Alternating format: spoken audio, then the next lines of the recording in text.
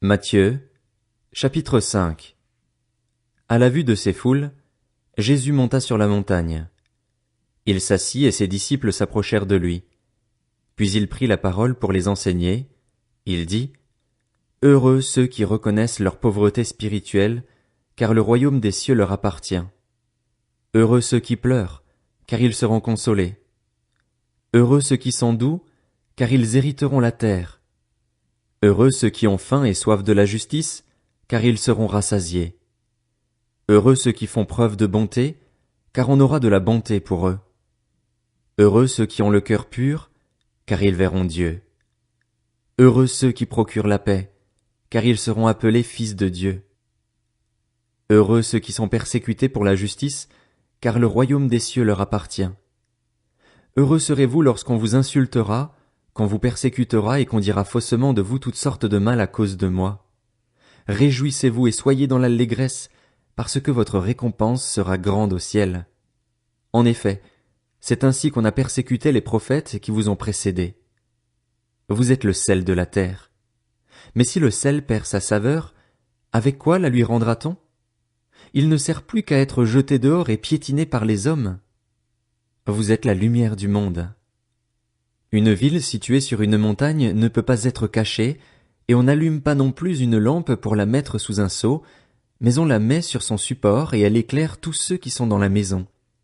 Que, de la même manière, votre lumière brille devant les hommes afin qu'ils voient votre belle manière d'agir et qu'ainsi ils célèbrent la gloire de votre Père céleste. Ne croyez pas que je sois venu pour abolir la loi ou les prophètes. Je suis venu non pour abolir, mais pour accomplir. En effet, je vous le dis en vérité, tant que le ciel et la terre n'auront pas disparu, pas une seule lettre ni un seul trait de lettre ne disparaîtra de la loi avant que tout ne soit arrivé. Celui donc qui violera l'un de ces plus petits commandements et qui enseignera aux hommes à faire de même sera appelé le plus petit dans le royaume des cieux. Mais celui qui les mettra en pratique et les enseignera aux autres, celui-là sera appelé grand dans le royaume des cieux. En effet, je vous le dis, si votre justice ne dépasse pas celle des spécialistes de la loi et des pharisiens, vous n'entrerez pas dans le royaume des cieux. Vous avez appris qu'il a été dit aux anciens, « Tu ne commettras pas de meurtre. » Celui qui commet un meurtre mérite de passer en jugement. Mais moi je vous dis, tout homme qui se met, sans raison, en colère contre son frère mérite de passer en jugement. Celui qui traite son frère d'imbécile mérite d'être puni par le tribunal, et celui qui le traite de fou mérite d'être puni par le feu de l'enfer. Si donc tu présentes ton offrande vers l'autel et que là tu te souviennes que ton frère a quelque chose contre toi, laisse ton offrande devant l'autel et va d'abord te réconcilier avec ton frère, puis viens présenter ton offrande. Mets-toi rapidement d'accord avec ton adversaire, pendant que tu es en chemin avec lui, de peur qu'il ne te livre au juge, que le juge ne te livre à l'officier de justice et que tu ne sois mis en prison. Je te le dis en vérité, tu n'en sortiras pas avant d'avoir remboursé jusqu'au dernier centime. Vous avez appris qu'il a été dit, « Tu ne commettras pas d'adultère. » Mais moi je vous dis, tout homme qui regarde une femme pour la convoiter a déjà commis un adultère avec elle dans son cœur. Si ton œil droit te pousse à mal agir, arrache-le et jette-le loin de toi, car il vaut mieux pour toi subir la perte d'un seul de tes membres que de voir ton corps entier jeté en enfer. Et si ta main droite te pousse à mal agir, coupe-la et jette-la loin de toi, car il vaut mieux pour toi subir la perte d'un seul de tes membres que de voir ton corps entier jeté en enfer. Il a été dit que celui qui renvoie sa femme lui donne une lettre de divorce.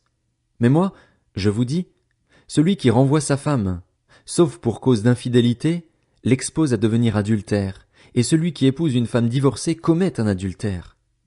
Vous avez encore appris qu'il a été dit aux anciens, « Tu ne violeras pas ton serment, mais tu accompliras ce que tu as promis au Seigneur. » Mais moi je vous dis de ne pas jurer du tout, ni par le ciel, parce que c'est le trône de Dieu, ni par la terre, parce que c'est son marchepied, ni par Jérusalem, parce que c'est la ville du grand roi. Ne jure pas non plus par ta tête, car tu ne peux pas rendre blanc ou noir un seul cheveu.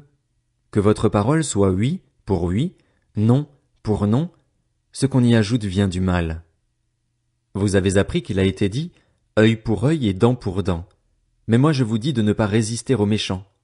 Si quelqu'un te gifle sur la joue droite, tends-lui aussi l'autre.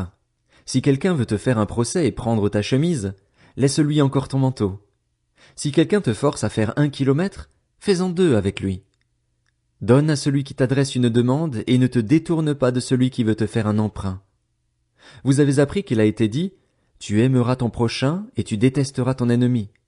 Mais moi je vous dis, aimez vos ennemis, bénissez ceux qui vous maudissent, faites du bien à ceux qui vous détestent, et priez pour ceux qui vous maltraitent et qui vous persécutent, afin d'être les fils de votre Père céleste. En effet, il fait lever son soleil sur les méchants et sur les bons, et il fait pleuvoir sur les justes et sur les injustes. Si vous aimez ceux qui vous aiment, quelle récompense méritez-vous? Les collecteurs d'impôts n'agissent-ils pas de même? Et si vous saluez seulement vos frères, que faites-vous d'extraordinaire? Les membres des autres peuples n'agissent-ils pas de même? Soyez donc parfaits comme votre Père céleste est parfait.